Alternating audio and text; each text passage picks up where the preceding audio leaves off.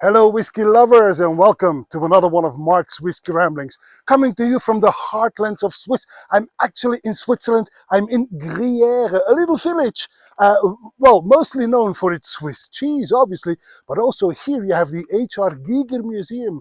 Now, if H.R. Giger doesn't ring a bell, I'm sure that the Alien movie franchise does ring a bell, where the courageous Ellen Ripley, portrayed by a beautiful Sigourney Weaver, takes on that alien bitch.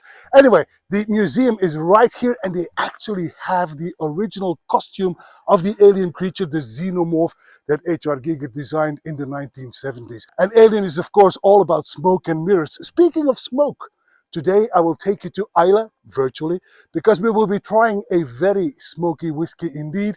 It's going to be the Islay Barley 2014 from Port Charlotte. Now, the Bruichladdich distillery is known for producing 3 different kinds of malts.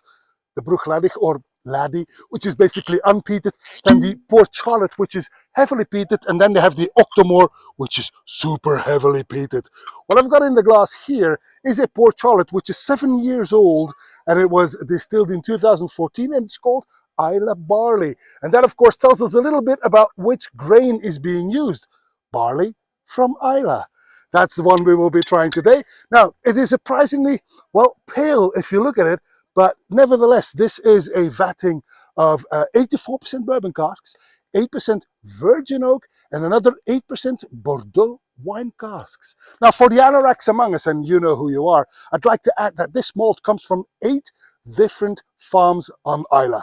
Right, let's get right to it. The Port Charlotte heavily peated Islay single malt, the Islay Barley, 7 years old, 2014, and this is bottled at 50% ABV on the nose. Well, that nose is quite herbal and actually spring fresh, with the nose of camphor, greenwood and ginger in there, and particularly subtle peat, to be honest. Totally against expectations, I must add. And this is supplemented with some gooseberries, pink grapefruit, fresh lime, a hint of vanilla, some crystal sugar in there, giving it an extra sweetness on the nose. This is actually quite pleasant on the palate.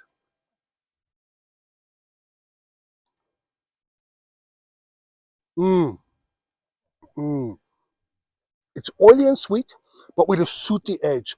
The grapefruit and the lime, they dominate, but they are followed by gooseberries and something that reminds me of, I don't know, unripe pineapple, to be honest. The green garden herbs kick in. I get some licorice and chestnut.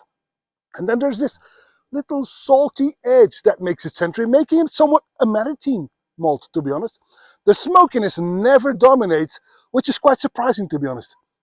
But this is quite tasty on the finish then.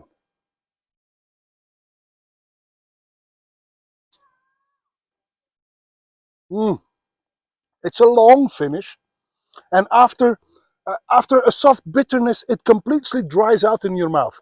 It leaves your mouth completely dry, but the vanilla does get the last word. Who would have thought? Well, this is already my 33rd encounter with Port Charlotte, surprisingly. And it has been quite enjoyable so far. So, yeah, I like this quite a lot. Now, you have to expect to pay about 80 euros for a bottle of this one. 7 years old. Islay Barley 2014 at 50% ABV. Lovely, lovely.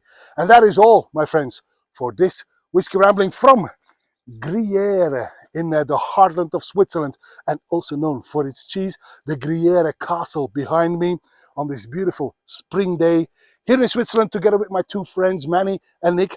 And I'm hoping to see you real soon at another one of Mark's Whisky Ramblings. And until then, may the malt be with you. Bye-bye.